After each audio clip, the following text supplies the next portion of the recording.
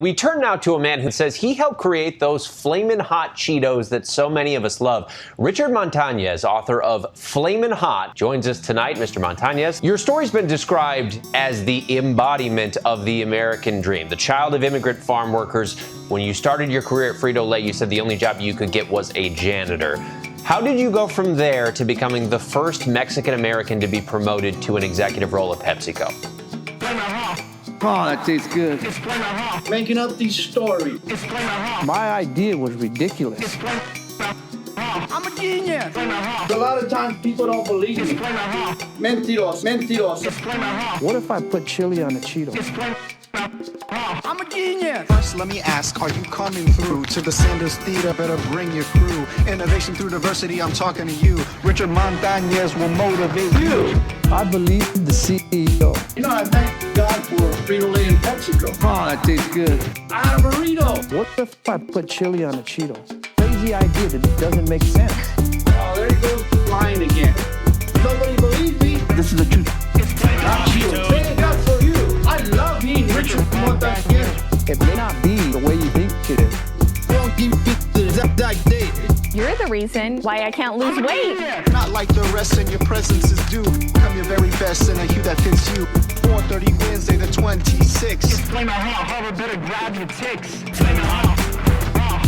It's Flamin Hot. It's Flamin Hot. It's Flamin Hot. I'm a genius. Flamin Hot. It's Flamin Hot. It's Flamin Hot. I'm flaming hot and you're flaming hot. I'm a genius.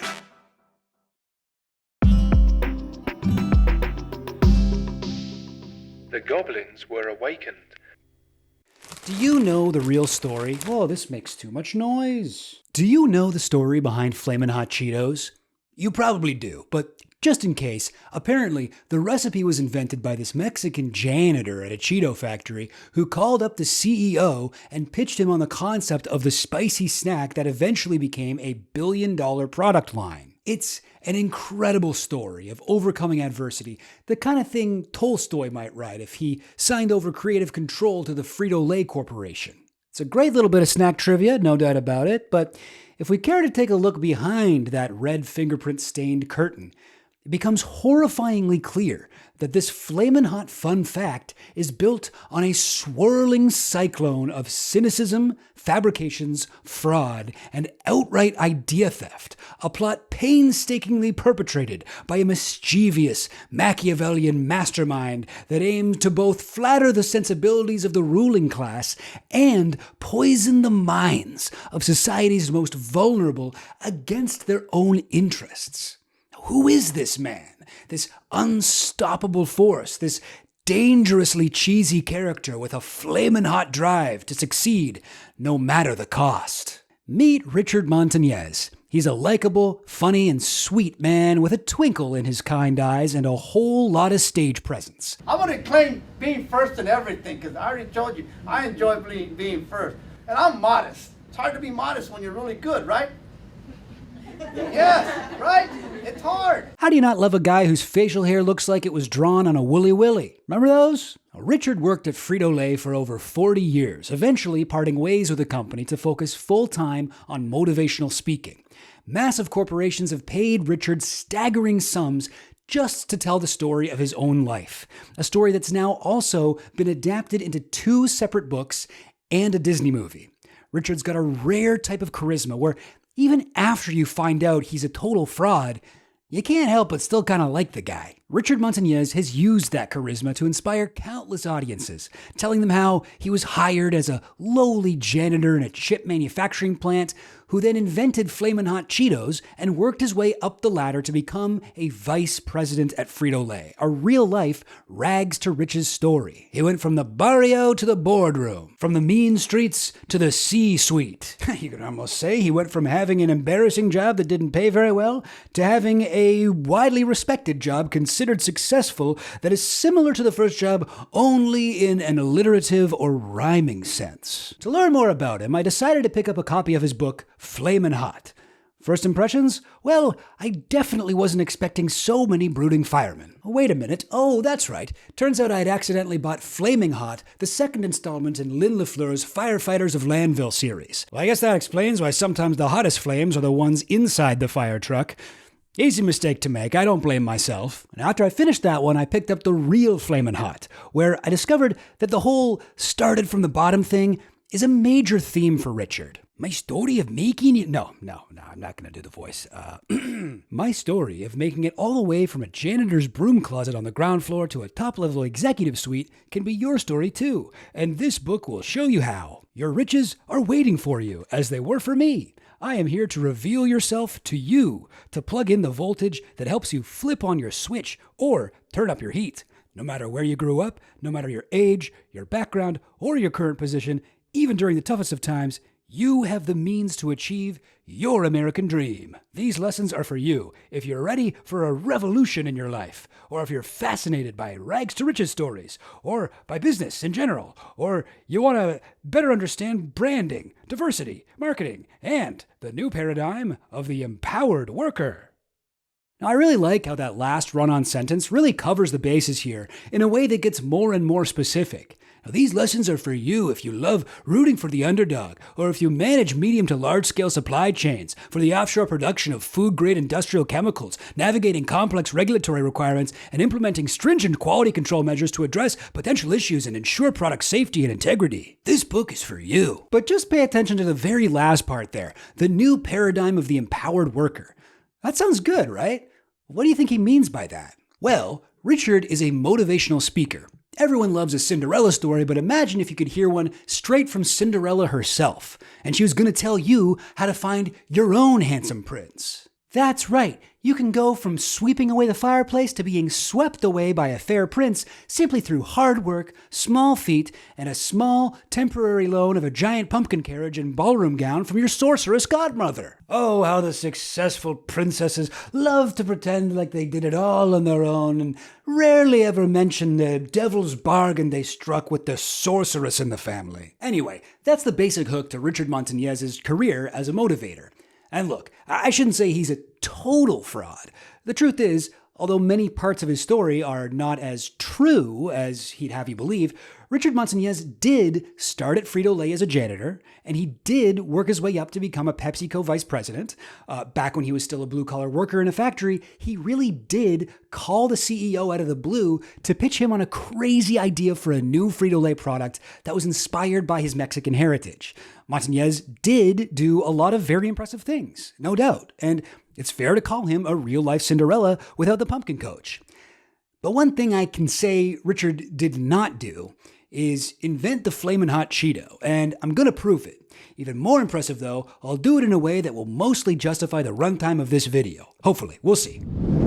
Now, if you want to learn more about what people are saying about Richard Montanez, one great way to do that would be to check out the page on him using this video's sponsor, Ground News. Click the link in the pinned comment or hold up your phone to the QR code here to learn more. This is my pet lizard. She loves Ground News, don't you? But just reading the summary at the top gives us an idea of the overall coverage. Richard claims to have invented Flamin' Hot Cheetos, but this is disputed. We can also see that the sources who covered this lean left, but they're all clustered around the center. So to me, that indicates that there really hasn't been much coverage of this story from a political angle, which is surprising. Nobody's made Cheetos political? Seems like the obvious way to go, but guess that's where I come in. Oh, speaking of grifters making claims, let's use Ground News to check out what Elon Musk is up to. All right, here's a story with a lot more coverage. So this one's simultaneously comparing 276 news sources, and the majority, 106, come from the U.S. Although the first publication to break this story was actually Al Bawaba in Jordan.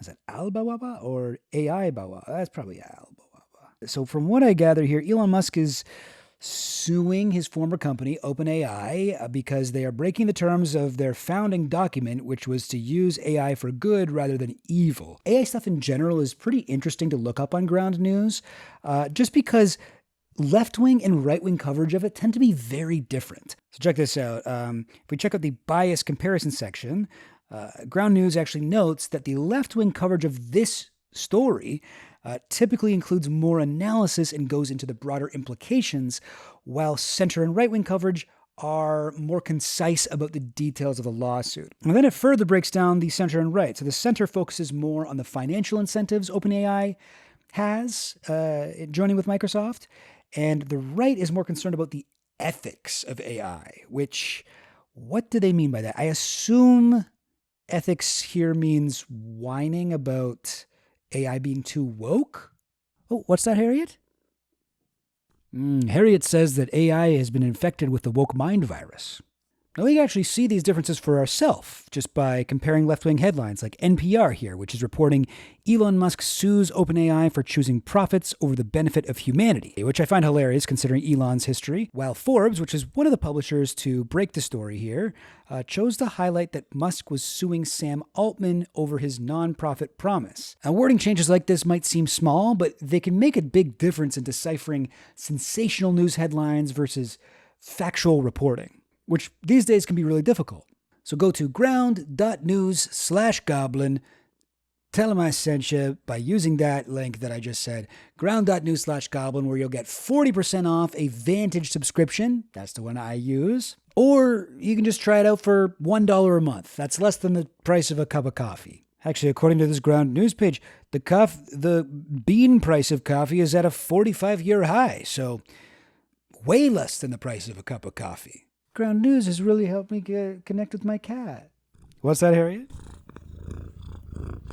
Okay, Harriet's views do not represent the views of the channel or Ground News. All right? Don't listen to her. Horrible influence. It was the year 2005. Guitar Hero had just come out. Star Wars Episode 3 was in theaters. Waves of sectarian violence were erupting in Baghdad, soon to flood out into the rest of Iraq.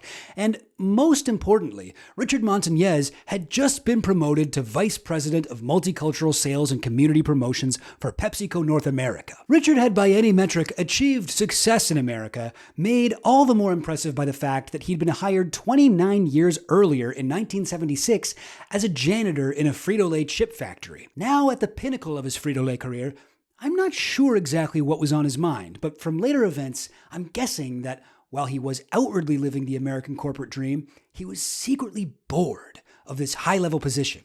He wanted something else, some way to monetize his other talents. And Richard was a talented guy.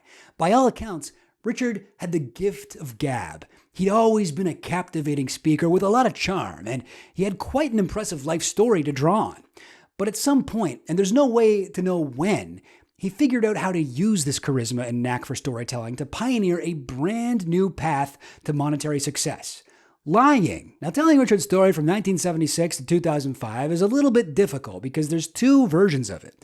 The real version and the much more famous one that he made up. For example, according to the fan fiction Richard wrote about his own life, he dropped out of school in grade 5. However, his appearance in a high school yearbook indicates he probably actually made it to grade 9 before dropping out. And sure, he did start at a Frito-Lay plant in Rancho Cucamonga as a janitor, but company records show he was promoted to packing machine operator by October 1977, a significantly higher but still blue-collar position, and this was just a year or so after he started at the company. So neither of these little white lies are a big deal at all, right? Playing up the difficult circumstances of his childhood, exaggerating the low pay and time he spent working as a janitor, these creative choices helped Richard's story fit better into that familiar and beloved rags to riches mold. And also, from a storytelling perspective, it takes way longer to explain what a packing machine operator is, whereas saying, "I was a janitor," gets the whole point across right away. So to recap our cast of characters so far, we've got future Richard, fake Richard, and true Richard. But what story is complete without a love interest? Enter the Frito-Lay Corporation herself. Now, I don't know if corporations are people, even though the word corporation sort of implies the formation of some kind of corporeal body form. But though her personhood is debatable, Frito-Lay is definitely a character, a giant, ever-expanding organism composed of many thousands of people, each operating according to an individual set of rules that must, on average, be good for the larger body. Now, I bring this up purely to state for the record that I think Richard's love for the Frito-Lay Corporation means he's into both vor and inflation. And more than likely, slime girls too. I'm sorry, I spent too much time on DeviantArt at an impressionable age. So let's get to know this beautiful monstrosity a little bit. Frito-Lay is a subsidiary of PepsiCo, along with her brother company Pepsi-Cola. Unlike Pepsi-Cola, who's a definite second place in the soda market after Coke, and actually not far off from Dr. Pepper these days, yikes, Frito-Lay is the only real titan of the snack food world, a monopoly power that rules over anything salty, crunchy, and dippable. Now who's going to compete with the snack food ooze queen? Pringles? Don't make me laugh. Kettle Brand? Ha! Well, that made me actually laugh. Smart Food? You rube. Smart Food is Frito-Lay. And so our stage is set. Let's return to future Richard for a second. Remember how he was getting bored with his VP job, I'm assuming? Well, sometime in the late 2000s, Montanez decided to give motivational speaking a try, which seems like a very weird thing to just get into. Like, do you just start going out to open mic nights and testing out motivational slogans? Yeah, so what else? That's when you gotta unleash the beast that's trapped in your heart and let it roam around in your mind. Too wordy, huh? Way too wordy. This is new stuff, guys. New stuff. I'm trying it out. However Richard started, he quickly discovered he was really good at this. Richard began telling his story to all kinds of audiences, often sharing the stage with his good friend, former Frito-Lay CEO Al Carey. Now remember that name. More on former CEO Al Carey later. So what kind of things was Richard saying to inspire people? Well, one of Richard's favorite motivational catchphrases was apparently lifted from a video he watched at work back when he was still a janitor. Now in the video, Pepsi CEO and Richard's fairy godmother, Roger Enrico, implored all Frito-Lay employees to act like an owner. This slightly confusing advice became one of Richard's big slogans. Think like a CEO, act like an executive, ideate like the Director of Operations Latin America Division. Whatever form it comes in, the message is the same. Your position within a company is nothing more than a state of mind. If you give yourself a VP's brain, your company will have no choice but to make you a VP for real. Think for the job you want, not the job you have. It's an alright catchphrase, it's catchy enough. Richard says it all the time in speeches. I empower you to act like an owner. Because I want you to act like an owner. And they definitely take it for a walk in the Flamin Hot movie. I want you to think like a CEO. And you said in the video, think like a CEO. But I'm not sure if this is great advice. Think like a CEO, act like an owner. I don't get how that helps you. Those are very different jobs with not that many transferable skills. The knowledge and abilities that might make a CEO great at negotiating high-level manufacturing deals would not help him sweep a floor any more than the skills that make a good janitor would help with CEO stuff, like laying off all the janitors to cut costs. We'll just dim the lights so nobody can see the grime. Well, that's how you think like a CEO. Anyway, I guess I have fired myself. I don't think I did this right. But don't get the wrong idea. I'm not saying that the idea being dumb is evidence that the CEO couldn't have said it. In fact, as much as the catchphrase falls apart the more you think about it, this part of the story appears to be probably somewhat true. Sometime from 1991 to 1993, CEO Roger Enrico ran an internal company motivation sort of campaign called I Own the New Frito-Lay, which involved a program called Share Power, where every full-time PepsiCo employee would receive Pepsi stock, literally becoming part owners. Richard claims he was so inspired by this weird piece of advice that he misunderstood from a video about employees getting shares that he started doing unpaid ride-alongs with route drivers in his spare time. Not sure that's what a CEO would do, but it was while watching a coworker stock the shelves at his local grocery store that Richard noticed something. Frito-Lay didn't have any spicy products. To put it a different way, all down the snack aisle, nothing but white people shit. Incidentally, this moment is probably the funniest part of the Flamin' Hot movie. I mean, who eats Cool Ranch anyway? Excuse me. That lady. I'd love to feign indignance about this anti-white hate speech, right? But I gotta admit, a few years ago, I listened to my mom give a righteous rant about how the only thing you need to season a turkey is its own juices, and anybody trying to add any more is just ruining it. And I was like, Mom, you know that like everybody kind of makes fun of white people for not seasoning their food? And she was like, really? I've never heard that. And I was like, well, maybe this is why it was so easy for me to go vegetarian in high school. Anyway, don't worry about me. I'm not like those other ignorant whites. I'm one of the good ones. Let's just say I know a thing or two about spice. Aren't white people who don't like spice the worst? Anyway, was this where the idea for Flamin' Hot Cheetos really originated? No. To find that out, let's check in on the great Frito-Lay muckwoman sometime in the late 1980s. Now that's our girl, mindless consuming blob whose only goal is infinite growth at any cost. And this time we're going to zoom in on another appendage of the sprawling Frito-Lay goo beast, far away from Richard's plant in Rancho Cucamonga, California, all the way to the south side of Chicago, where we'll meet another one of her component parts, a chip sales guy named Fred Lindsay. Now, Fred happens to notice that the gas stations and corner stores in his neighborhood had started carrying a few snacks from small companies. As he described it, he was watching these non-Frito-Lay snacks just blow off the shelf. Now, these products blowing off the shelf were spicy chips, catering to a mostly ethnic food market. There it was, a niche product, a true gap in the market, currently being filled by some small businesses who wouldn't stand a chance against a monopoly power blob monster like Frito-Lay. Now, Fred knew right away this was the exact type of hole Frito-Lay would just love plugging up with her shimmering tendrils. I was fighting like mad to try and get hot stuff in the market. So, we have two origin stories for the idea of a hot chip, and one of them is a lot more fun and inspirational than the other. In one, a Mexican-American janitor, inspired by his CEO to think outside the box, realizes completely on his own that Frito-Lay is accidentally leaving an entire market unserved. In the other story, a sales guy notices other companies already serving that market and basically thinks to himself, we could definitely steal their idea and run them out of business. I mean, wow. If you can't trust a motivational speaker, who's left? Now, I should say I think Richard is a gifted storyteller. But, and this is coming from a guy with absolutely no business sense. I think a lot of Richard's business advice is really somewhat horrible.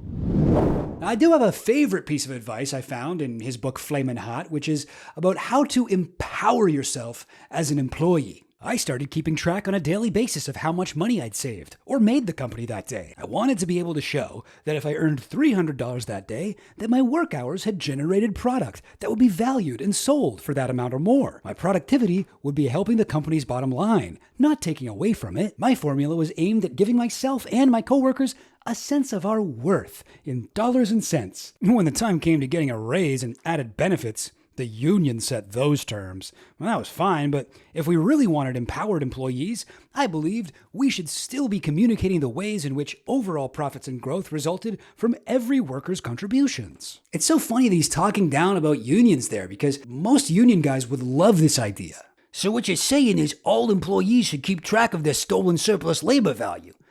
That's pretty good. Hey, did you guys know the janitor that invented Hot Cheetos is a radical Marxist? Now, for most people, becoming aware of the difference between what they're making for the company and what they're being paid is kind of radicalizing. And at the very least, I think it should prompt you to start asking questions about why that gap exists, if not about ways to close it. But for Richard, working hard to grow the company's bottom line is its own reward. Hey, cálmate. Tranquilo. At another point, he offers this advice to anyone who's beginning to hate their job. If you have that sinking feeling that your job isn't for you, can you spend a week just focusing on the love of hard work? The love of what now? Is that something people actually have? I honestly did not know that. Richard, my friend, you and I are very different people. I mean, to be clear, it's not like I can't ever enjoy working hard. Look at all the animations I'm doing for a video that a large chunk of my audience treats like a podcast. Now, the difference between enjoying that versus enjoying the hard work of sweeping a broom or operating a packing machine is that there's satisfaction to completing something I care about rather than just enjoying toiling for the sake of it.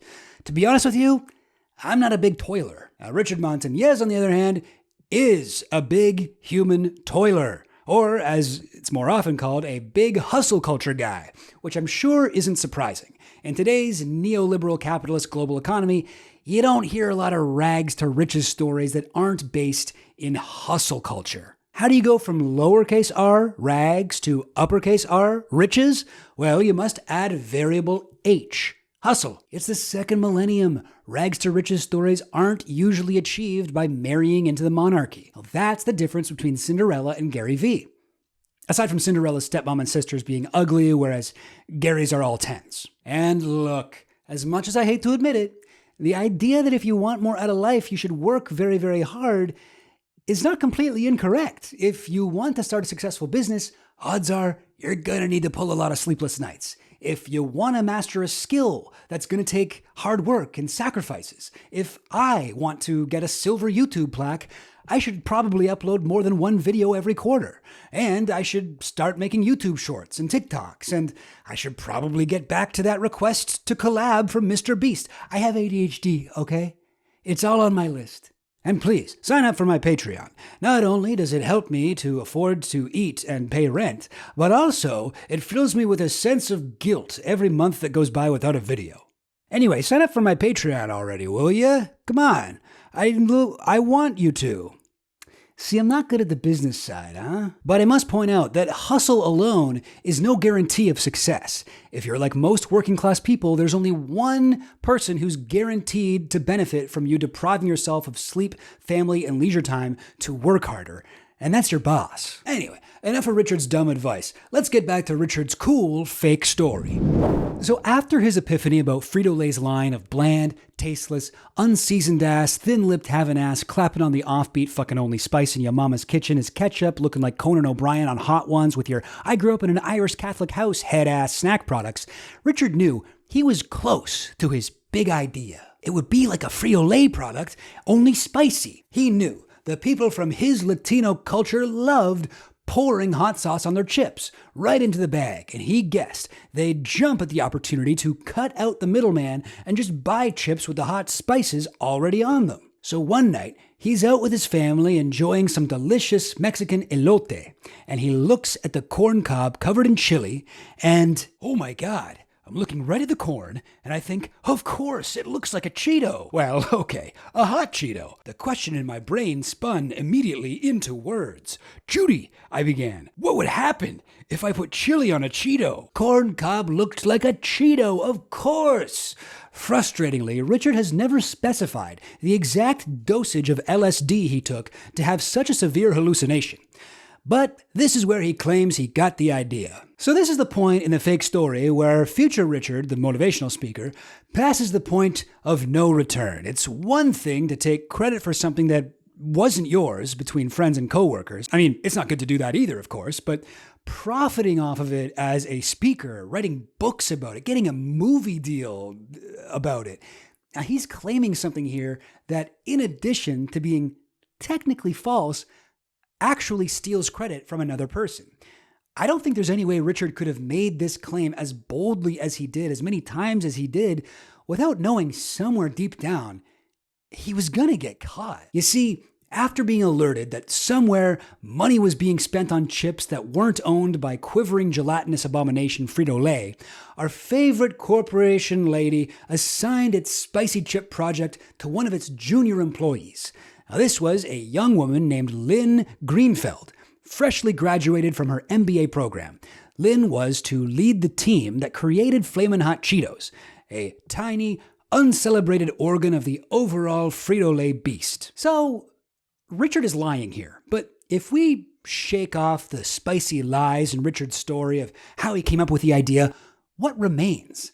Well, I think maybe a bit more than you'd expect. At the very end of an article from U.S. News and World Report from 1993, where they interview Richard's plant supervisor about the I Own the New Frito-Lay program, they actually spoke to a young, up-and-coming Richard Montanez. Seems long before he became a motivational speaker, Richard already knew he wanted to have his story told. He's given one little paragraph, and it's pretty inconvenient for him. Frito-Lay's future looks bright. Veteran machine operator Richard Montanez, 37, became so energized by Smith's new operating style that after listening to salesmen, he developed a new ethnic food concept aimed at the Hispanic market. After testing recipes and outlining a marketing strategy, Montanez burst forth with a kernel of an idea: Flamin' Hot Popcorn, which will soon make its debut. Flamin' Hot Popcorn, not Flamin' Hot Cheetos. The LA Times called this the kernel of truth in their expose of Richard, which, I gotta give it to him, great pun. So let me be 100% real here. Flamin' Hot Cheetos is a major cultural touchstone beloved by all. Flamin' Hot Popcorn, on the other hand, not really as much of a cultural touchstone. Like, being the guy who came up with the idea to take the already existent Flamin' Hot powder and just put it on popcorn is not that interesting of a story. It's just not that fun of a fact. Even from a guy who started at Frito-Lay as a janitor. I honestly thought Richard's invention must have been discontinued, but while I was working on this script, I actually found some in a Jamaican grocery store. What's really wild is I was working on this video and still wasn't interested enough to actually buy them. Now, the thing is, I can definitely see this idea being inspired by Richard's ethnic heritage. If you've ever snacked with Mexicans, you know that they will do unspeakable things to a bowl of popcorn. Just pour hot sauce all over it, chili powder, lime juice, whatever. Gross, Mexico. Just cover it in movie theater mystery juice like God intended. And listen, I am totally speculating here, but I can imagine real-life Richard's real idea having almost the exact same origin story as made-up inspiration porn Richard's fake idea. It kind of even makes more sense that he'd get the idea to spice up some popcorn by staring at some spicy, delicious elote, right? Like, it's either, whoa, this corn cob looks like a Cheeto, or maybe he was eating corn and one of his kids was calling him Poppy, and he's like, Poppy, corn, popcorn. Kid, you're a genius. It's plausible, right? It's not plausible. Now contrast that plausible corncob kernel of truth with the next part of Richard's story, which I will charitably describe as obvious lazy bullshit. According to Richard's account, when he told his wife about his idea, she sprung into action.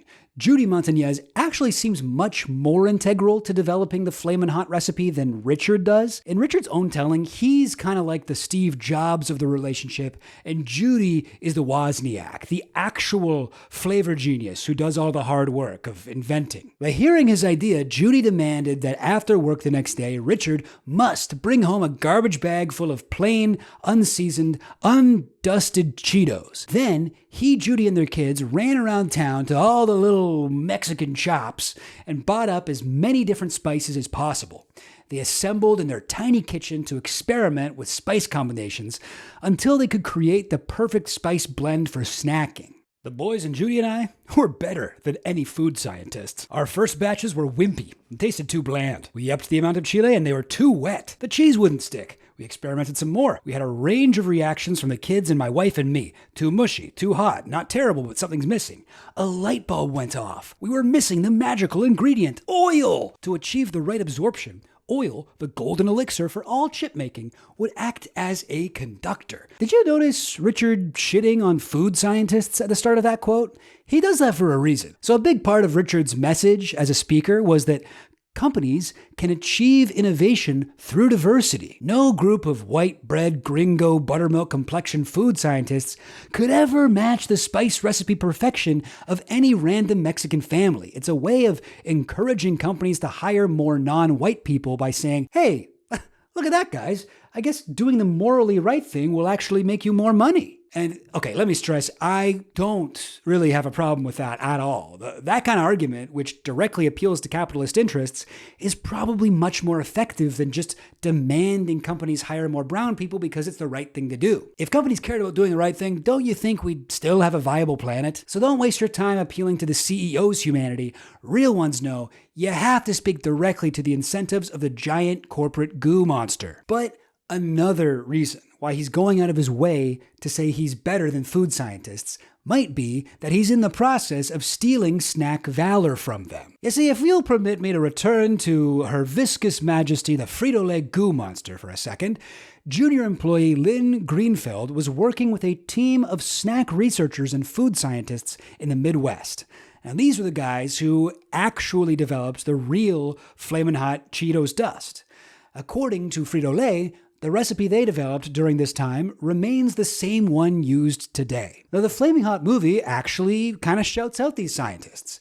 It directly states that some Midwestern scientists were also working on a spicy recipe at the same time Richard and his family were just learning about oil, the golden elixir of all chip making. While we were trying to remember everything our abuelitas taught us about Chile, apparently in the Midwest, they had already been spicing things up for a while. Except, in the movie, those scientist nerds who are actually responsible for making the recipe are shown to be no match for this Mexican family who just learned that you need to use oil to make chips. It's actually not so much a shout-out, I suppose, as it is a direct attack. Except their ingredients came in test tubes and syringes.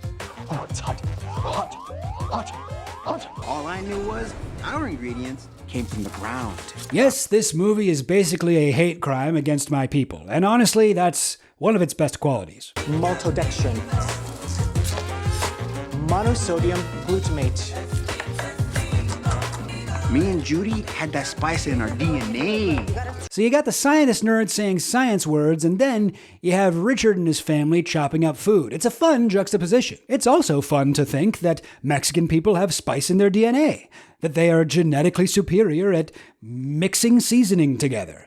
It's fun to be racist, in other words. And I think it actually makes Flamin' Hot Cheetos taste better if you think the recipe was made by a plucky Mexican family trying to get out of poverty and not Midwestern food scientists on a mission to steal market share from some tiny ethnic snack food business in Chicago. You see how much more favorable to Frito-Lay the fake story is? So maybe that's why the colossal Frito-Lay slime creature allowed this lie to go on for so long. But unfortunately, when you bite into a Flamin' Hot Cheeto, you're tasting these ingredients, which I don't think you can get at your local Mexican spice shop. You're tasting the work of those nerdy white food scientists. Probably little to no Montanez DNA. Hopefully no Montanez DNA, actually. Gross. Now, Richard also takes credit for coming up with the name Flamin' Hot. Or at least he takes credit for stealing it from his friend, who, after sampling one of his first batches, apparently said, "These Cheetos are hot, all right. Flamin' hot." And that's where I got the name. It stuck. Flamin' Hot Cheetos. The idea of a culture known for its heat and sizzle was embedded in my product's name, and had that heroic quality that made you feel, wow, if I eat this Cheeto, I'm gonna be flamin' hot. Well said, Richard. Meanwhile, back in reality, Lynn Greenfeld came up with the name Flamin' Hot, and here's where we finally have some evidence to construct a timeline. On June 11th, 1990, Lynn filed a USPTO patent for the Flamin' Hot brand, which was originally not just for Cheetos, but a variety of other Frito-Lay products as well. Here it is. Read it and weep. Richard Truthers. Sorry. Oh, it's not clear why that proves anything? Okay, well, 1990 is an interesting year for Flamin' Hot to be patented because, according to Richard, it wasn't until 1992 he even came up with the recipe. Now, the Flaming Hot movie depicts this, and even Richard's own website still lists 1992 as the year Richard launched Flamin' Hot brands. But how could he have made the recipe and come up with the name in 1992 if the brand was already patented in 1990? Hopefully it's clear by now that Richard never worked with his family to develop the recipe for Flamin' Hot powder. But he did involve them all in his business. His wife Judy has a story credit in the Flamin' Hot movie, and one of his sons later became his manager. Which is kind of a fun reversal, you know? Managing your son. Top-tier dirtbag dad job. It's nice to see them switching that up a little bit. So it does seem to be the case that in a sort of analogous way, future Richard and his family took a look at Richard's real-life struggle to move from the barrio to the boardroom and found it too bland. A little bit like a bunch of undusted Cheetos, and perhaps they worked together to get on the same page and come up with the perfect amount of spicy lies that would make Richard's hustle culture rags to riches story as appetizing as possible to the sort of people who tend to pay thousands of dollars to book motivational speakers, adding some distinct Latin flavor for extra diversity flair. And just like Flamin' Hot Cheetos, the story was so addictive, people couldn't stop gobbling it up. Okay, I know I'm reaching way too hard with that connection, but just let me have it, please. Anyway, so at this point, future Richard is doing gigs with his pal, former CEO, Al Carey, and it's just going better and better. Richard, I think, tries to lean into the aspects of his story that don't constitute corporate fraud or idea theft or whatever you want to call it. For example, he has a story about the time when he convinced the kids bullying him at school for eating a burrito that burritos are delicious, actually, and eventually sold bags full of burritos to the school lunchroom for 25 cents a piece. Or another time as a child, he got a cookie at school even though it was only meant for the white kids. Now, the first book that he writes about his own life, which is published on Amazon in 2013, is called A Boy, a Burrito, and a Cookie. And even though it tells the story of inventing Flamin' Hot Cheetos, you'll notice that the title just references a couple of unverifiable stories from his childhood. Doesn't really get into the whole corporate fraud thing. But, of course, those weren't the types of stories his audiences were latching onto. They wanted to hear about how he invented Flamin' Hot Cheetos. Now, one of the most central, repeated moments of Richard's story is the call he made to the CEO. Imagine being a janitor who calls the CEO out of nowhere to pitch him a new product idea. And imagine that CEO being like, "All right, sure, man, let's try it out." Now, this kind of story is absolute catnip for boomers who think that if you want a job, you just gotta walk into an office building and wait around until the boss hires you because he likes your handshake. So in the fake story, Richard claims that after Judy invented the Flamin' Hot chili powder, he, a lowly janitor, called the CEO Roger Enrico to inform him of this development. He reached Enrico's assistant, Patty Royf. Sorry, Patty, no idea how to say her name, but I went with the pronunciation that doesn't sound like a dog barking. I'm sorry, I'm the worst. So anyway, he reached Patty Royf, who he somehow convinced to put him through to the CEO. Now, if you're like me and you've spent years working as a telemarketer, you'll find the idea that he'd be able to get through the GK to the DM like that almost too preposterous to believe. But this part of the story is actually pretty much corroborated.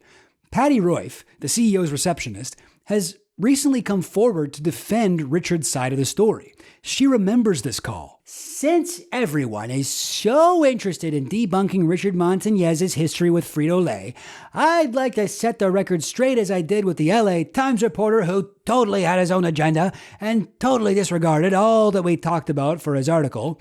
I am the person who took this call. I am the one who put the call through to Roger. This is 100% fact, not fiction." I like how what she's proudly saying here is that she is terrible at her job. "Yes, when that nice young man, last name Dover, first name Ben, called because he had a question about our refrigerator, I did connect him to the CEO, and anyone who says otherwise has their own agenda." Now, full disclosure, I did get that quote from Richard Montanez's Instagram page, so probably not the most reliable source, but here's Patty Royf and director Ava Longoria at a Q&A after a screening of the Flamin' Hot movie addressing this very moment. This is the real Patty. Come on up. People don't believe in the movie. They go, "Oh, okay, like the secretary passed the call through." Tell them, Patty, what happened. Give them your mic. People think we made this up, like, "Oh, okay, he called the CEO and she patched it through." What happened, Patty? Everything that is in that movie is true. Richard called with confidence, but humility. I love her describing his confidence but humility underneath a poster depicting Richard receiving the idea for Flamin' Hot Cheetos directly from God, like some kind of chosen prophet of gastroesophageal reflux disease. So, Richard's got some rock-solid proof that his story is true. Or does he? I'm just going to cut to the chase and say no, he does not. When Patty Royf put her reputation on the line to corroborate Richard's story, she more than likely did not even realize she was actually making Richard's version of events impossible. Why? Simple. The Flamin' Hot name, again, was patented in 1990, but Richard's call to CEO Roger Enrico could not have occurred any sooner than 1991 because that is when Roger Enrico became the CEO of Frito-Lay. If Patty hadn't have come forward, Richard could have switched it up and said it was a different CEO that he called. But because we know it was Enrico, that places us outside the Flamin' Hot Cheetos window, but well within the Flamin' Hot popcorn zone. Thanks, Patty. Anyway, let's get back to the fake made-up story. Earlier, I called Roger Enrico Richard's fairy godmother, but Richard actually depicts Roger Enrico as being closer to just a plain old god. To hear Richard tell it, Roger Enrico is a man who became successful in business not out of a love of money, but a genuine desire to help people all over the world.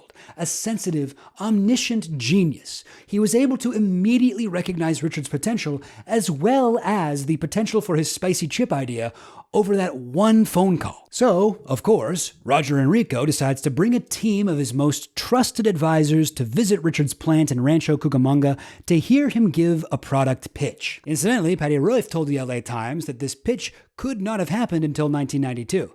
See, this is what makes Patty a terrible ally to Richard.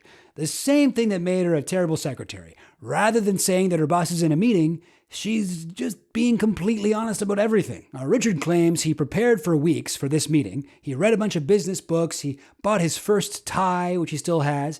He designed and printed his own labels for the bags of Cheetos he would give out to the executives at the meeting. Don't believe him? Well, here's a photo of him designing the bag from his Instagram. Now, despite this picture looking like the fakest thing I've ever seen in my life, how is he drawing a printed color logo with a ballpoint pen? And also, how is that pen higher resolution than the world around it? And what exactly is going on with his hand? And yes, he does also claim to have drawn the original Little Devil character too. The Flamin' Hot movie, of course, takes this claim at face value and depicts Richard's Mexican-inspired Cheetos bag design several times. Richard's big pitch to Enrico and these boys is another big part of his legend. Although he was incredibly nervous, he gave the presentation all by himself and it went well until one of the suits had a question. How much market share are we talking about? Well, Richard had no idea what market share meant.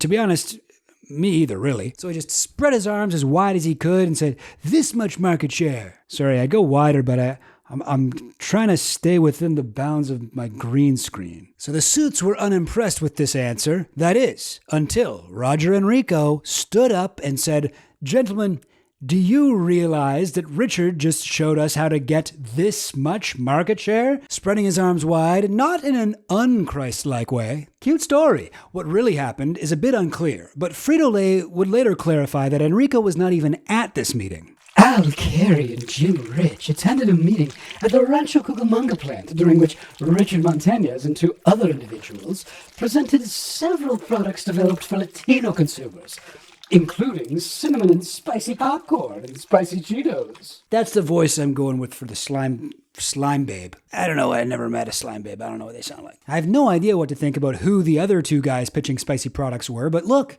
there's a mention of the spicy popcorn again. All right, let's check in on the future for a second here. It's the late 2000s through the 2010s. A yet-to-be Q-pilled leftist Russell Brand is dating Katy Perry. A yet-to-be JQ-pilled Kanye releases Yeezus. Abu Ayyub al-Mazri and Abu Omar al-Baghdadi have been killed in a joint U.S.-Iraqi raid, dealing a decisive blow to al-Qaeda. And future Richard is doing great. He's a popular and successful motivational speaker, making $20,000 to $32,000 per appearance, according to the Book Richard Montanez page on keyspeakers.com. Did you know the Flamin' Hot Cheetos recipe was invented by a janitor at Frito-Lay? Is a sentence annoying know-it-alls say to anyone they spot with red dust on their fingertips. He speaks at Harvard, and one of the students writes an incredible original hip-hop song about him to promote his appearance. Richard Montanez will motivate you. Now, Richard and his old friend, former CEO Al Carey, are on top of the world with these speaking gigs. He meets every U.S. president from George Herbert Walker Bush to Obama, or at least he claims to have in his book. I'm going to go ahead and believe this claim because it makes sense Trump would be the only president who didn't want to meet him. Now let's actually fast forward the Frito-Lay plotline so it lines up with the future Richard plotline. In the late 2000s to 2010, Frito-Lay was also doing great. I mean, she's Monopoly, so she's pretty much always going to be doing great, but specifically the Flamin' Hot part of her is doing unexpectedly amazing. She's having a genuine cultural moment. In the 2005, U.S. high schools are considering banning Flamin' Hot Cheetos over their immense popularity. They actually get banned in Pasadena in 2012, the same year the song Hot Cheetos and Takis is released. In 2014, Katy Perry goes as a hot Cheeto for Halloween. ASMR YouTube videos like Hot Cheeto Girl tries to make you jealous, or Hot Cheeto Girl is your doctor, or POV, you're sitting next to the Hot Cheeto Girl pepper emoji, fire emoji, brackets, she pampers you, rack up millions of views. By the way, what is a Hot Cheeto Girl? Seems like some kind of a racial slur high schoolers use? Wow, a Frito-Lay product becoming a racial slur. They've really made it. And of course, in the midst of all this flamin' hot success, there's Richard. Frito-Lay loves Richard. What a great dude. His incredible story inspires the world. Plus, he's now kind of connected to the further success of Flamin' Hot products. Not to mention, he makes Frito-Lay look pretty good on race issues. So the Frito-Lay blob monster raises a tentacle-like mucus appendage containing Richard up high in the air, letting all bask in his glory. But in her hubris, Frito-Lay raises that quivering translucent corporate protrusion perhaps a bit too high. In the summer of 2018, Montanez is profiled in an Esquire magazine article titled "Flamin' Hot Cheetos are more than worthy of their cult following." And somebody who shouldn't have seen it sees it. Somebody who used to be a ranking neuron member of the Frito-Lay slime mind, but parted ways with the company years ago. Someone who was swept aside and forgotten like last year's toenail clippings. Somebody named Lynn Greenfeld. So we got the rags to riches myth and the hustle culture grind set. Together, they form this idea that capitalism is a meritocracy, that anyone, no matter their starting position, can simply work really hard or come up with a really great idea, preferably both, and move from the rags position to the riches position. Now, if all of that is true, if we believe that the business world is a meritocracy, it follows that the people who are the most successful in that world must be the most deserving, incredible people. The CEOs of that world are obviously the ones who were the best at thinking like a CEO. Otherwise, how would the universe have known to reward them correctly? In the business world, sometimes it's about thinking like a CEO, and other times it's about thinking about what your CEO would like to hear. And Richard has come to the conclusion that CEOs like being treated like divine beings, and based on how many CEOs blurbed his book, I think he's probably a little bit right. Richard's speeches and book are filled with a level of bootlicking that I've frankly never seen before, and no CEO's shoes get quite the same spit shine as Roger Enrico. Now, a lot of this Tom Ford loafer licking is faithfully reproduced in the Flamin' Hot movie.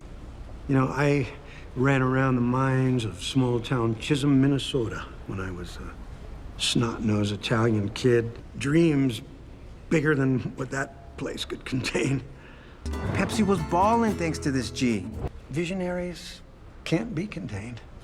I don't need stockholders or regional managers or scripts. I'm gonna just speak from the heart today to the people who matter.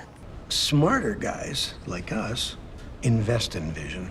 But in one representative and certifiably insane anecdote that didn't make it to the screen, Montanez recounts the time he was invited by Enrico to sit in on the shareholders' meeting in Dallas, even though Richard was still a janitor at this point. The shareholders represent an organ of the corporate behemoth you might call the literal belly of the beast, since they're the ones exerting much of the pressure that triggers her hunger for growth. But why invite a humble janitor to such an event? Roger usually had a reason for doing things, and as I learned when I got there, he wanted to include me at a meeting of the board. I always remember the CEO has a plan for you, and everything happens for a reason. When the day of the shareholder meeting arrived, he surprised me by saying, "Richard Montanez, please stand up." And then he introduced me as vice president of everything, which received vigorous applause. He added, "I call him a VP because he thinks like one," and proceeded to commend me for personifying the Frito-Lay PepsiCo brand and for many accomplishments that exemplify leadership from the front line. Now, to me, this story and that other one about Enrico holding out his hands for the market share don't really make him sound like a kind and wise leader. It sounds like he has brain damage. Like,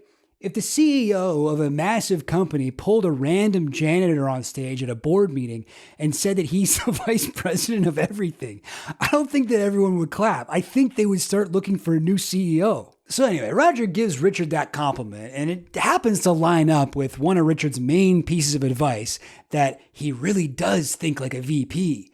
And I assume Roger Enrico used VP specifically, not CEO or owner, because in his omniscience, he knew that VP was the highest position Montanez would ever attain at Frito-Lay. It's like, this guy thinks like a VP. Not a CEO or anything like that. He thinks like a VP, though. So Richard watches different shareholders come to talk to the board directors. At first, the shareholders he describes are cartoonishly kind and totally deserving of their company ownership. There was a group of nuns who were extremely pleased with their investment. They owned more than 100,000 shares for their retirement, and they just wanted to make sure their money would continue to grow at the same pace in the coming decade. They really had no questions, so they were thanked and waved on. Wow, that's so great. I bet you didn't know that when the Frito-Lay company has a profitable year, that directly benefits nuns. And all nuns really want is for their business to grow up and keep on growing bigger, which is weirdly the opposite of the stuff Catholic priests are into. Those jokes are still okay, right? That's not hack or anything. That's still kind of fresh. What's that? I'm hearing that it's not? Well, whatever. Listen, not all the jokes are good. But then we get to the last shareholder, and let's just say this guy is no nun. In fact, he's the most evil thing you can imagine. Someone who definitely does not think you should act like an owner or think like a CEO under any circumstance. Someone with no respect for rags to riches stories or the Grussel Hindset. Somebody who's never once worshipped a CEO in his godforsaken life. You guessed it. It's a union representative. Then, just at the end, an attorney with the Teamsters Union came up to the mic. His issue, he said to Roger, was, "Now, we're aware you donated your salary of almost $1 million last year to a scholarship fund for the children of frontline workers. But what I want to know is, what are you going to do with the rest of your compensation package? You've not told us about your plans for your stock options or your annual bonus of over $1 million. Now, this is one of the things I like most about Richard. He's got a great ear for how people really talk. Whoa, it's like I'm there. He then went on to say that it was CEOs like Roger who were taking advantage of American workers. That raised the fury in me, because by donating his annual salary to his own workers' families, money out of his own pocket, Roger Enrico was a hero, influencing other CEOs to address income inequality within the ranks of their business. This was my mentor who'd just been savagely attacked. It was untrue. My jaw clenched. Now, this is a horrible moment for Richard. The Teamsters Union guy is being a real bully to Roger Enrico, Richard's boss. He's implying crazy things like that a CEO giving some of his fortune to charity isn't a good way to fix the world. Don't you get it, you union idiot? By casting doubt on Father Enrico, you are making all the nuns in the room think about not investing more money in Frito-Lay stock. Silence, blasphemer! Roger just tells the grumpy union guy that he'll talk with him about that some other time, which Richard describes as a classic Roger Enrico mic drop. But still, Richard is not satisfied. Something else needed to be said, and I needed to say it. I had to give my name to the secretary, who knew me, and who looked up questioningly. You're going to speak? When my name was announced, Roger also looked up with surprise. As I reached the mic, I greeted everyone, I thanked the CEO, and thanked the shareholders, promising I would only take a moment of their time. Just to save time here, I'm going to skip over the pretty boring story he tells the shareholders about how people underestimate him as just a plant worker, when actually he's still a really important part of the company, and people look up to Neil Armstrong, but Neil Armstrong never put chips into a bag, dagnabbit. All you really need to know is, when the story is done, he says this to the shareholders. Ladies and gentlemen, now is not the time to get rid of any stock, because I'm telling you, from the front line, we are geared up and ready to have a record-setting year ahead. This story is so over the top, right? Like, sure, Richard, and then what happened? Everybody clapped? Actually, yeah, that's exactly what happened. Everyone in the room roared. As it happened, they had the entire meeting playing on the loudspeaker throughout Frito-Lay headquarters. Well over 3,000 employees had listened in. Everyone in the entire complex came running out of their offices, from marketing, sales, supplies, and all the R&D people too. Everyone who didn't have a big title or a high-level position was empowered, maybe even electrified. Oh, everyone came running out of their offices? And then what did they do?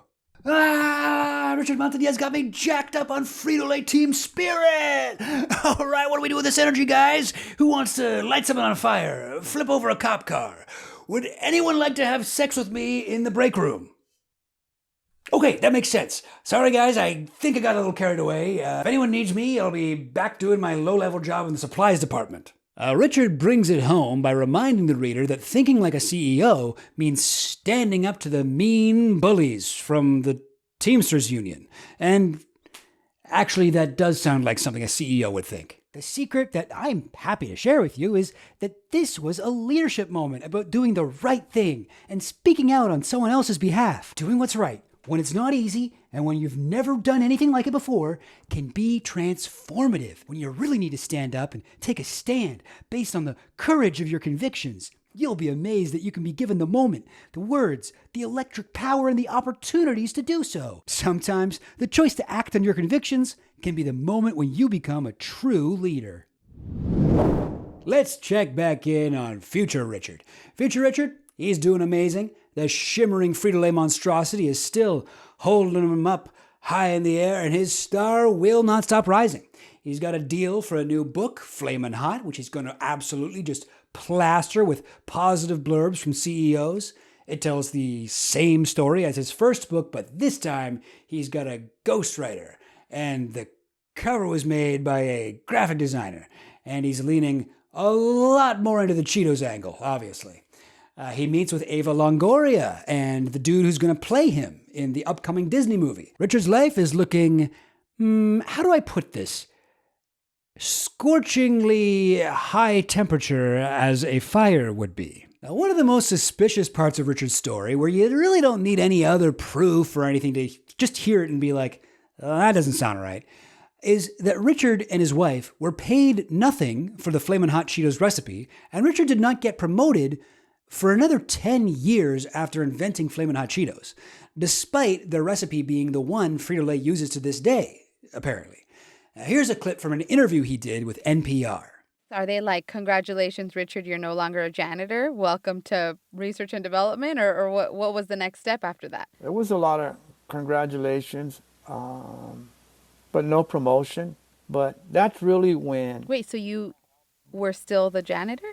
More opportunity, more assignments, but no physical promotion. Are they basing it off of your wife's recipe, off of Judy's recipe? Yes. They are? Uh-huh. Wow. Yeah, they are. Okay. They are. And did anyone give Judy like a check for her recipe? Nothing. No one gave anybody anything. No one gave you I don't even think like I a got movie tickets. You don't even think you got movie tickets? Wow. I did reach out to Frito-Lay to ask them about all of this, and they said that a lot, like a surprising amount, was not documented in the 1980s and 90s. Now, in reality, it does seem to have taken a while for Richard to get promoted. We know that Flamin' Hot Popcorn was launched in 1994, part of the Sabrositas product line. Frito-Lay hired outside consultants from McCann Ad Agency on this, and they confirm that they worked closely with Richard Montanez on it. Apparently, on Richard's initiative, this Abracitas project was largely handled by his fellow production and distribution workers, not traditional management workers. Now that part is legitimately really cool, right? Richard started climbing the ladder, and it appears that he used some of his influence to help others in his situation climb with him. What I'm struck by is that Richard himself has never told this part of the story, arguably the part that makes me like him the most. We had to read it in the LA Times expose of his lies. Why wouldn't he have told this himself? Maybe he was worried that one of the people he worked with would be like, hey, that wasn't Flamin' Hot Cheetos. Or maybe he had the sense that this part of his story where workers collectivized to empower one another didn't fit with his overall much more individualist, pull yourself up by your bootstraps worker empowerment message, and would therefore sell less well on the corporate motivational circuit. I mean, I don't know. It could be something else, but it's a very weird omission. Now, Richard's promotion does seem to have taken a while, which I'd say is pretty fucked up. Frito-Lay internal records show that 4 years later, Montanez was promoted to Quality Control Tech Services Specialist, and then in 2002, finally promoted to Plant Director, his first actual white-collar gig about a decade after making that fateful, confirmed call to Roger Enrico. So, in the summer of 2018, Greenfeld contacts Frito-Lay, and she's like, what the hell's going on with this Richard Montanez guy? Michelle Thatcher, HR chief counsel at Frito-Lay, responds very diplomatically on behalf of the Hungry Slime Blob. We know Richard well. They're aware of his book, the upcoming movie, but they were unaware that there was any problem with his story. Her slime girl senses tingling. Frito-Lay launches an internal investigation. By December 2018, they confirm internally that there's absolutely no doubt that Flamin' Hot Cheetos predates the meeting where Richard pitched something. Seems like their records are honestly very bad. Now, Frito-Lay lawyer Susan Chow reaches out to Greenfeld and is like, okay, looks like you definitely led the team that actually invented Flamin' Hot Cheetos, and Richard wasn't involved on it, but do you remember, did he maybe come up with the name? And Greenfeld's like, I came up with the Flamin' Hot name on my own. And Susan Chow was like, oh damn, okay, geez.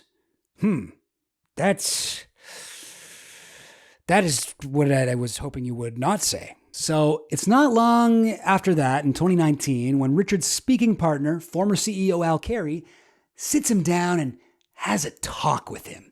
And from what we're told, former CEO Al Carey strongly suggested that Richard Montanez leave the company. At the time, he was doing motivational speaking while still technically a VP at Frito-Lay. Seems like a lot of work. But if there's one thing I believe about Richard Montanez's description of himself, it's that he has no issue working incredibly hard.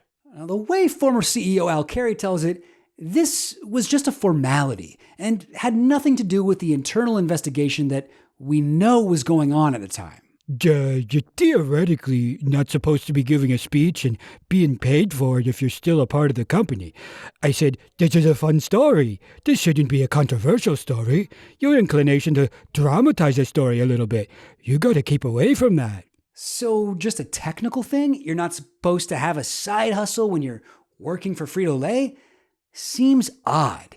You know what else seems odd? Former CEO Al Carey also resigned from Frito-Lay that same month. And so did former Frito-Lay CEO Tom Greco, as well as former PepsiCo CEO Indra Nooyi, both of whom blurbed Richard Montanez's book, Nooyi featuring prominently within it. Why would all of these people have quit at the same time? Could it be that the gelatinous monstrosity we call Frito-Lay was in full self-preservation mode, rushing to shed any parts of its body that it considered threatening for both PR and legal reasons? Now, there's no way to know for sure, but we do know the internal investigation set off by Lynn Greenfeld concluded the same month Al Carey and Richard resigned. Times must be tough. They're laying off all the CEOs. And the guy who just thinks like one. Now, one little mystery I would love to know the answer to is, what did former CEO Al Carey actually tell Richard? Did he tell him about the results of the investigation? Did Richard know that his grift was catching up to him? Because if Richard knew the walls were closing in, why did he continue to do interviews and speaking engagements about this? Now, this is just my personal opinion, but if I had to guess, I'd say former CEO Al Carey probably told Richard everything. But at this point, His fake story had too much momentum for him to stop telling it. The cast for his Ava Longoria movie was being announced. His biography, Flamin' Hot, was scheduled to be released. So he must have been under pressure to keep speaking to promote the new book and the new movie. It's also notable that around this time, Richard actually started changing his story in suspicious ways. He claims to have invented Flamin' Hot in 1990 all of a sudden instead of 92. And he even recast the Roger Enrico CEO in his story with his friend and co-speaker, former CEO Al Carey. So a few years go by. Richard's star continues to rise. On May 4th, 2021, Ava Longoria announces the cast for the Flamin' Hot movie based on Richard's story. Then, on May 16th, exactly 1 month before Richard's book Flamin' Hot was to be released, Sam Dean, LA Times staff writer, released his incredibly thorough article, The Man Who Didn't Invent Flamin' Hot Cheetos. They interview Fred Lindsay, the Chicago Frito-Lay salesman who had the idea to make a hot chip. The funny thing is, I heard maybe a year ago that some guy from California was taking credit for developing hot Cheetos, which is crazy. I'm not trying to take credit, I'm just trying to set the record straight. They interviewed Lynn Greenfeld, the junior employee who oversaw the recipe creation and came up with a Flamin' Hot name. It is disappointing that 20 years later, someone who played no role in this project would begin to claim our experience as his own and then personally profit from it. And they also heard from the Frito-Lay glop pile directly, who said in a statement, "None of our records show that Richard was involved in any capacity in the Flamin' Hot test market. We've interviewed multiple personnel who were involved in the test market, and all of them indicate that Richard was not involved in any capacity in the test market." That doesn't mean we don't celebrate Richard, but the facts Do not support the urban legends. I thought an urban legend was more like things that get passed from person to person and gradually spiral out of control, and not just literally what one guy says about his own life. But hey, however you want to put it, slime lady. When Richard first made the choice to base an entire speaking career on such a potentially disprovable lie, he must have known this day was coming, right? Now, this sort of grift is going to eventually swallow you up. You just don't know exactly when, so you gotta run as far as you can through the quicksand before you sink. But even when most people would have let the quicksand take them away, Richard refused to let that happen. Richard has absolutely never admitted any wrongdoing. He still says his story is 100% true. He continues to give speeches. Apparently, in the wake of the LA Times article, he assured the actor playing him in the movie that it was all real and he had the receipts to prove it. He's called the LA Times writer a destiny thief. His Instagram bio under the handle @HotCheetosRPM currently reads creator of Flamin' Hot Cheetos and directs people to his email for speaking engagements. The Flamin' Hot movie was still made, and it was screened by Joe Biden at the White House. Introducing it to a largely Hispanic audience, Biden said, "This is Ava Longoria. We've known each other a long time. She was 17, I was 40. No joke. We're honored to host you, the first ever public screening of a film focused on the Hispanic community at the White House. No, not the people's house, your house. When I think about tonight's movie, I think about courage. So many of you, your ancestors, they left behind all that they knew to start a new life. You know the thing. United States. Come on, no, I really mean that.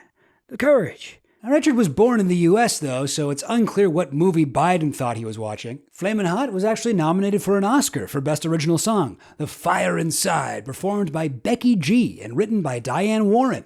It lost, and Diane Warren was a bit weird about it. Meanwhile, in the year 2005, Guitar Hero had just come out, Star Wars Episode 3 was in theaters, waves of sectarian violence were erupting in Baghdad, soon to flood out into the rest of Iraq, and most importantly, Richard Montanez had just been promoted to Vice President of Multicultural Sales and Community Promotions for PepsiCo North America. Richard had by any metric achieved success in America, made all the more impressive by the fact that he'd been hired 29 years ago in 1976 as a janitor in a Frito-Lay chip factory. Now at the pinnacle of his Frito-Lay career, I'm not sure what was on his mind, but from later events, I'm guessing that while he was outwardly living the American corporate dream, he was secretly bored of this high-level position. He wanted something else, some way to monetize his other talents. Cheddar jalapeno actually invented these. They're ice cold. I keep them in the freezer. It's kind of like a refreshing taste. It's like a cheese-flavored Gatorade kind of experience. All right, it's the end of the video essay. I gotta make this political and relate it back to capitalism somehow, so I'm going to introduce a brand new concept. Somehow shoehorn it into the Richard's Flamin' Hot thing. Yes, I'm literally going to do that. In the Soviet Union in 1934, yes, I'm really going there, the state began to enforce a cultural mandate that all art must conform to the idea of socialist realism. Socialist realism was officially defined by the first Soviet Writers' Congress in 1934. Socialist realism is an art obliged to present a correct, historically concrete representation of reality in its revolutionary development, and to do so in a form that will educate the working masses in the spirit of socialism. Like, I guess Stalin saw some Alexander Rodchenko and he's like, okay, a lot of swirls. I don't really see how this glorifies me and communism as a whole. So it's bad. It's bad art. So what does this have to do with anything? Well, in an essay called Advertising is Capitalist Realism, Michael Schudson makes the argument that advertising, if you think about it, is kind of a form of capitalist realism. When I say capitalist realism, I'm not talking about the Mark Fisher book. It's similar in some ways, but this is a very different concept I'm talking about here. So here are some of the aesthetic and moral demands that socialist realism had to meet. Art should picture reality in simplified and typified ways so that it communicates effectively to the masses. Art should picture life, but not as it is so much as life as it should become, a life worth emulating. Art should picture reality as progress toward the future, and so represent social struggles positively. It should carry an air of optimism. Like, obviously, socialist realism versus capitalist realism, there are some real differences. For one, capitalist realism, like advertisements, aren't mandated by the state. The state isn't saying every piece of art you make has to be a commercial. They're not saying that. But advertisements aren't just advertising the product, they're also advertising capitalism itself. Reinforce the idea that consumerism and consumption will benefit your life, will make you a happier person. These are good things, these are virtues. This is basically capitalist propaganda. So unlike in the Soviet Union, we don't need to force people to do this. Free market will just create this type of propaganda. Commercials for a long time have functioned as the price we all pay to get free content. One new thing, though, is these new commercials that are actually movies. You seen these? You heard about these? The Nike Air movie, Flamin' Hot, the Barbie movie. Well, the Barbie movie is a little different since it's not claiming that the events it depicts are real, but it is, at the end of the day, still a toy commercial that I paid to see in theaters. It's wild that this is now a thing. Actually, check out Scott Vrooman's video on Nike Air, the first biopic of a brand. That's a really funny, really good video essay. Go check it out. To make things more confusing by referencing Mark Fisher's different capitalist realism, where he talks about how in like mobster movies and like gangster rap, they present gangsters as capitalists. You know, people who have accepted this Hobbesian idea of all versus all. They've just like come to accept this brutal form of capitalism and they're enacting it. Whereas Flamin' Hot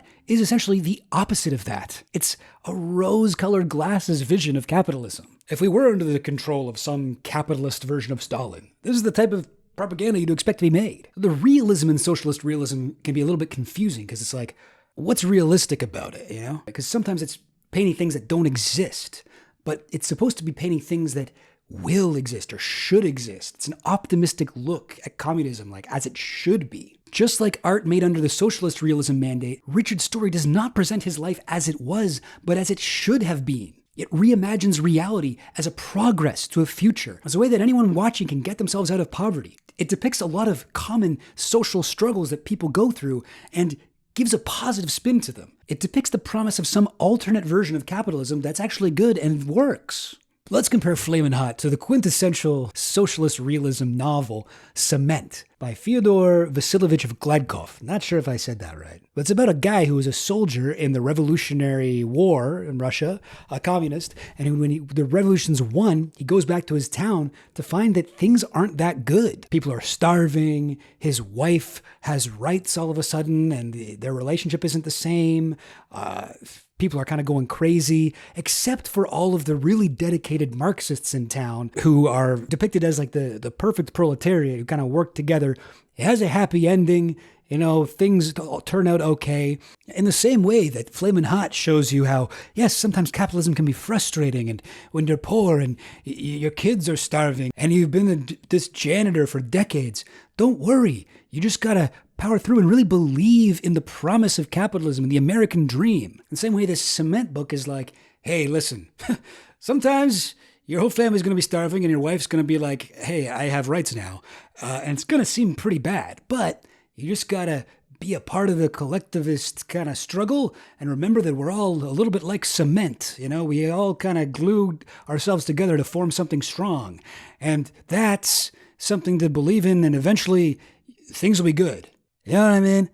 Listen, I haven't read Cement, but I did skim a bunch of reviews of it on Goodreads, and it seems honestly pretty similar. Probably from my video here, Richard comes across as this really gung-ho capitalist guy, but actually, I don't think he really thinks of himself like that. A couple times he's listed his top 3 influences, which are Martin Luther King, Muhammad Ali, and Cesar Chavez, which is wild for an anti-union guy. He talks about the civil rights movement in the 60s when he was growing up as being hugely inspirational for him, and it helped him to pursue this career in a mostly white world of business. Richard even loves to talk about doing a revolution, but not the kind that involves terrorism, the kind you're going to do to your individual life so that you can make a lot of money. This revelation that I'm about to give you is going to lead you to a revolution, not the kind that the government's worried about, okay? Remember the part where he got a bunch of his fellow factory workers to help design this new product? I think he probably thinks of himself as changing the world through his story. But Richard's story was never meant to change the world. It was forged in the flamin' hot hearth of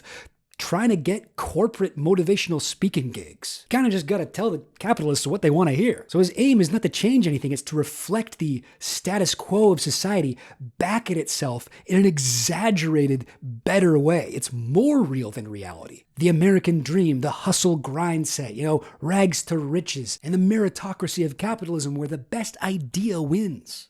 And it's comforting to hear stuff we've all heard before. And Richard's story is not unique. If you take a look at any of the business biography section of your local bookstore, anytime a billionaire or CEO can credibly claim to have started from the bottom, they will do it, even if it's not completely true. And even what's so different about Richard saying he invented Flamin' Hot Cheetos to Elon Musk making himself the retroactive founder of Tesla? They are just thinking like a CEO. And come to that, think like a CEO, even though the first time I heard it was from Richard, apparently this is a thing that people say all the time. When CEOs or billionaires write books, basically the only purpose is to convince us all that they're deserving of their riches. As the first Soviet Writers' Congress defined it in 1934, socialist realism is an art obliged to present a correct, historically concrete representation of reality in its revolutionary development, and to do so in a form that will educate the working masses in the spirit of socialism.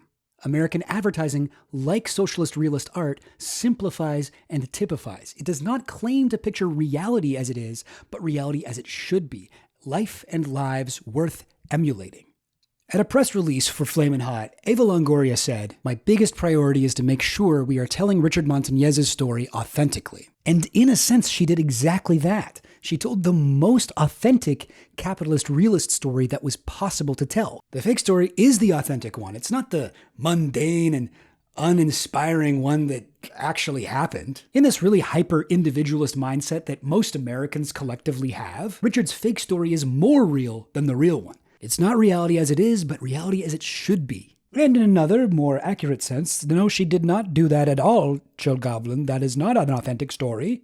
There's one comparison he makes in advertising his capitalist realism that I really love, where he says that the way that a couple who is a very loving married couple, they do things together every day, they constantly hang out, they, buy each other gifts, words of affirmation, blah, blah, blah, all that. It's very clear that they love each other, but they will still say, "I love you" to each other every day. It's like, well, why do they need to say that? If they stopped saying it, would they stop loving each other? No. If they didn't love each other and they said, "I love you," would they suddenly start loving each other? No.